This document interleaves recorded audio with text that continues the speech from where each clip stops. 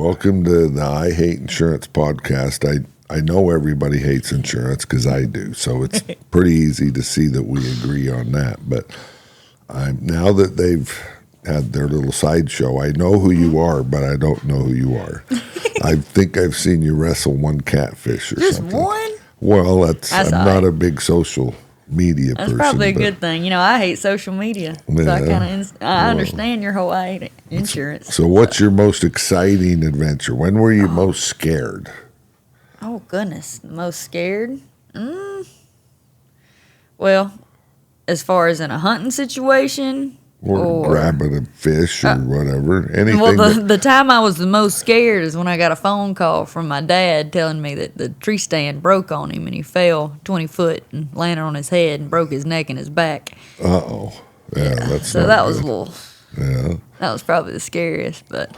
Well, you personally, when you did, you stuck your hand in to grab a big fish and you thought, oh, shit, I maybe shouldn't have done that. We fish a lot of natural holes or under boat ramps and stuff because the whole concept of catfish noodling, most people don't know, is you can only catch them while they're spawning. So when they're laying their eggs, they lay it anywhere where sunlight can't get to, whether it's in the banks, hollow logs, under boat ramps, or in boxes we put out. When we first started doing it, it was under boat ramps. And sometimes when they get in there, they'll get in there and fan it out real good, and it'll blow the sand and everything up to the front of the hole and make that hole smaller. I grabbed a blue cat one time, and blue cats are the ones that bite the hardest. Sometimes they'll bite and they don't let go. And when I went to pull him out, the hole was too small to fit out of, and his head, when I got it to the front of the hole, it just clamped down, like squeezed his mouth on my hand, and I got stuck. Couldn't get out.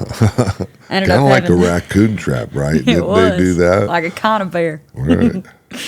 Yes, sir. I had to stick my feet on the boat ramp and leave my glove in his mouth and just drag my hand out, which if I'm ever down there too long, my dad will snatch me up. I mean, you do this year-round, or is it seasonal? It's seasonal. They only seasonal. spawn, right? Yeah, it's just when they're spawning, and they only spawn when the water's a certain temperature, and for us, that's May and June, and sometimes some of July, depending how hot the summer is. So do you do it every day during those months? Not every day. Maybe 2 or 3 times a week. Right. Yes, sir. Right.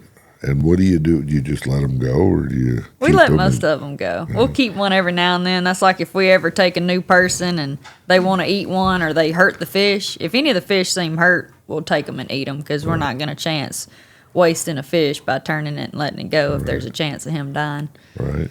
So we'll keep them every now and then. They taste good too, even the big ones if you clean them right. Right. Well, I used to have a ranch hand at the Gooseneck Ranch. He would catch catfish, and that was his favorite thing to fish. But they are good. It's not a real quick moving river there. It's really slow, and it's just really endangered species and catfish that you catch there. So right. Other than catfishing, we've hunted grizzly territory a few times. That gets a little iffy.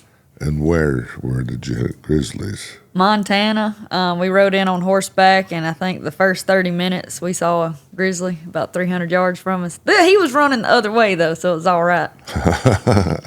And when we were in Alaska caribou hunting, we actually had a polar bear spotted a mile from our camp.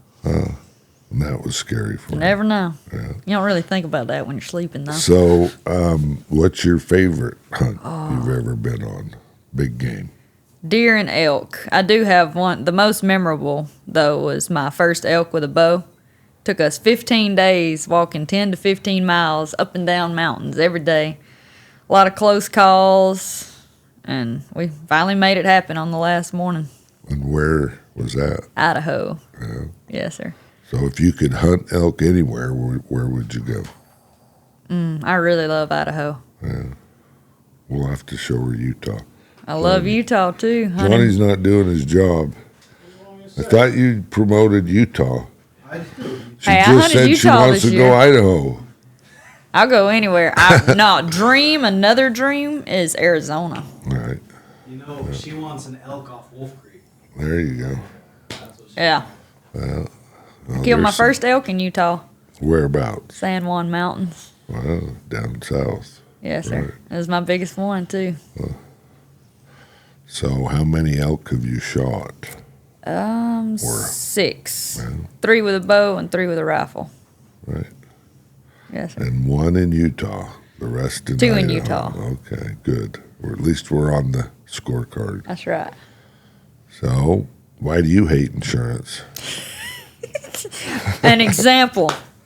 Okay, this phone right here, I finally got it the day before I came out here. My other one I had for 4 months, got it back in August or September, and the weekend after Christmas, it decided it didn't want to charge no more. Right. I filed an insurance claim. When I did that, they sent me a refurbished phone because for whatever reason, they won't send you a new one. They send you a refurbished one. It came in. It was tore up, too. It wouldn't activate. I got to put my foot back up. So I had to send it back, and I just bit the bullet and bought a new one. So I had insurance on that for no reason because they sent me a refurbished phone. Yeah. And then it took 3 weeks for a new phone to come in. I call it fake insurance. Fake insurance. Yeah, you want to make sure you don't buy fake insurance. That's right. That's just the kind that tries to make you feel good about yourself until something happens and you need it. And then you're like, oh. Yeah, but I think the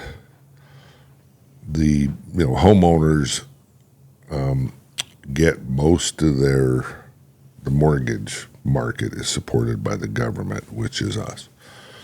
So when you look at Florida, it's been a catastrophe forever.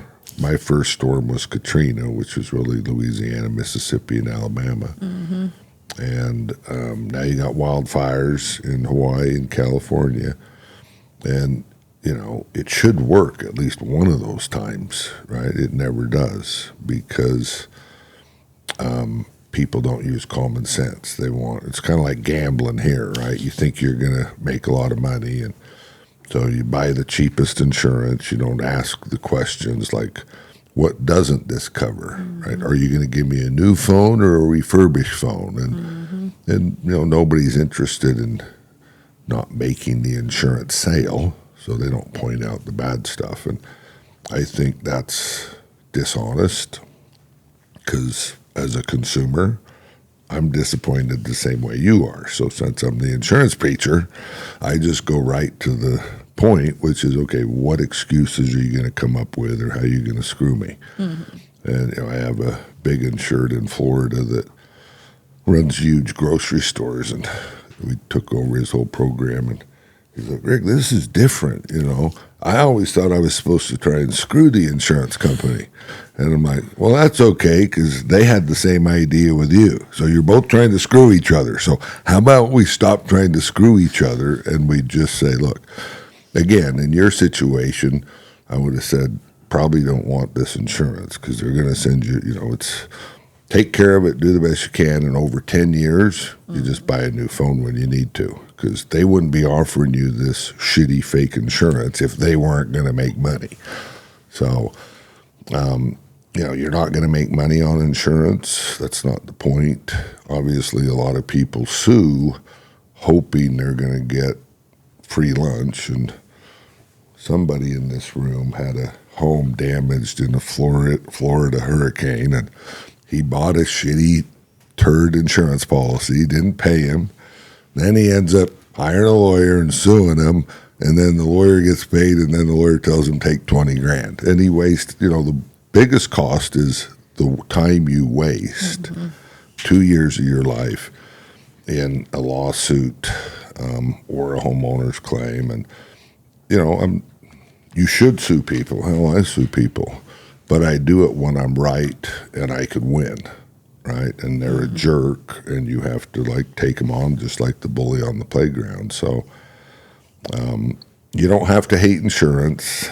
There is one good insurance company, at least. I mean, there might be others. It's not magic, right? You just have to do the right thing. So anyway, maybe we'll get you out to Utah elk hunting, or maybe I'm game. We'll bring Parker down and let him do some catfishing. I'll film. Yeah, so You don't want to do it. I'll film. We're going to switch roles, dude. You and Neil can do it. I'll be sound and camera. I'll hear from Hannah an estimate of, so she's famous, so I all know. these scammers create other profiles pretending to be her. I want to hear from Hannah an estimate of how much money do you think scammers have earned Oh gosh, from people sending money to you? I don't But it's not really know. you. It's a lot. Put a guess. Shoot. Yeah, got a lot of scammers, a lot of folks pretending to be me, using my pictures, using AI, which Yeah, is it freaks not me worse out. with AI? Dude, Not it's worse. so bad. So bad. So AI how do you freaks find me out? out. How do you find out that Well, somebody, sometimes they'll show up in my yard. the person who created a No, the fake deal, or the guy ones who that got have been ripped off? fooled. Right. Yeah, the ones that are scammed, they show up in my yard thinking that they're gonna move in with me What's and the- that we're getting married. I'm like, Bubba, I don't know who you are. I'm sorry. We What day had was that? What day was that when that happened? which one? No, I've had Christmas 4. Eve. Oh, you had 4. Well, one was real close to Christmas. So one of them, finally, I just called I text my buddies that are with the local police. I said, hey, I Badasses. got another one that's. They parked at my gate. I pulled up to the house, and I live in the middle of nowhere. My driveway's a mile long. And pull up to my gate, and there's a car sitting there with a paper temporary tag on it. So I look at my cameras and everything, and he had just got there. And I see where because I got cameras everywhere, see him walking down to my house. So I text my cop buddies, and they start getting folks coming out. And I'm watching him on my cameras. He's going through my vehicles. When cops get there, he was sitting in my truck charging his phone. Said he'd been talking to me for 2 years and that we were getting married next year in Cancun. And he came to meet you for the first time. He brought me a Christmas present. Yeah. I had no idea who he was. Yep, but he'd been talking to a scammer, and he was the first one that was like, well, I hadn't sent him no money. The first one that pulled up, I was in my house, and he knocked on my door, and the only people that have my gate code are the people that, like family, friends, and folks that do hay. So I thought he was somebody getting hay, or I wouldn't answer the door. But I said, can I help you? And he said, yeah, my name's so-and-so. I was like, can I help you? He said, you don't know who I am? He said, well, I sent you 60 grand so I could move in this weekend. Had everything he owned in his truck. Had sent 60 grand, had climbed the gate, walked down to the house again. That was the first one. How long was he going to live with you for 60 grand? I don't Like a know. week? That could be a pretty good business. The second one was at my gate, and my dad talked to him, and he had sent over 100 grand. So if I had to estimate, I don't know how much these people sent, because that's just 2 of them. So they're not the sharpest knife in the drawer, though, right? Common sense is not very common anymore. Common sense is the best if you use it, if you have it. If you have it, and like I said, it's not very common anymore. Doesn't sound If like they have Darwinism any. was a thing, there would not be as many people as there are in the world today. Yeah, that's true. TRU. Now, it hasn't happened yet where one of these guys has sued you for, right? They've tried. Oh, I have an Have they email where a tried to guy's sue? trying to sue me. He's trying to sue you. Now, Rick, if He's she has threatening some type to of sue you. liability there, what would that process be? She gets sued for one of these guys that thinks he's dating her. She's got Well, she'd have to defend herself, and you'd want insurance that defends you for, false accusations like that. And again, it's, old policies that have been developed. They don't even contemplate the type of situations you're getting in, right? And, of course, I would tell you that if you never talk to them, you have nothing to do with it, then you really have no risk except the defense, the cost of defending it, which, that's what real insurance does, is it defends you first, and then if you were liable, it would pay a judgment. What lawyers do is they try and get a settlement, right? They're making you bleed money. I know somebody in this room who was bleeding recently who gave in because, that's the deal. They say you're gonna, I've spent 50 grand, and I'm gonna keep spending money, or I could settle for 10, and that's normally a homeowner's case, not a liability case, And again, the more you have, the more popular you become, the more haters you get, and the more people are going to take runs at you and having an offense. And we're here at SHOT Show, and I do a lot of training, and we insure actual people who fight with you and train you. If somebody were to attack you with a knife or a gun, and they teach you how to defend yourself, and then they could sue you for that Well, too. apparently I'm pretty good at stabbing folks. Since You've I stabbed stabbed them? myself 3 days ago. Oh, you're not supposed to stab yourself. Yeah, that wasn't a good move. We take sharp objects away from people who stab themselves. So hopefully that won't happen again. Right? I hope not. That was not fun. Is that what's wrong with your leg? That's why I got it. It's swollen.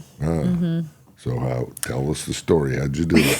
Well, I had killed a deer, and we skinned it out, and I just cut its head off and threw it in the back of the truck, and I was going to skin it out and Euro it, boil it and all that when I had time a few days later. So 3 days later, I'm skinning on this deer head, sitting crisscross applesauce on the tailgate of my truck, had his head set in front of me, and I was cutting, like splitting from his neck to the base of his antlers so I could skin around it, and my knife slipped, and I stuck it like 2 or 3 inches into my calf. And you have stitches or? Oh, yeah, I had to get stitches. I called my dad. He came to get me.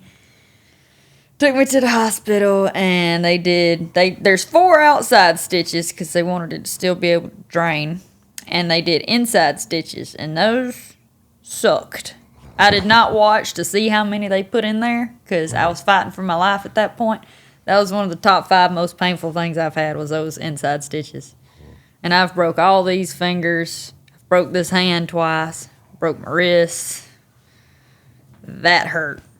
So did you ever consider not coming to SHOT Show? I considered it. Serious? Oh, yeah. Friday night, it was hurting. And if I was saying, Saturday, if I wake up and it's still hurting like this, I can't do it. Because I couldn't walk hardly.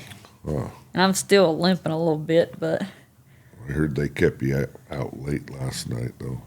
yeah, they did. And then I couldn't sleep late this morning because it's time difference. I'm up at 6:30 checking my trail cameras because it's still deer season back home. When does deer season end? February 10th, because in South Alabama, our rut is right now. Oh, really? I'm missing the best hunting of the year. SHOT See, Show where's then. Johnny at? He left.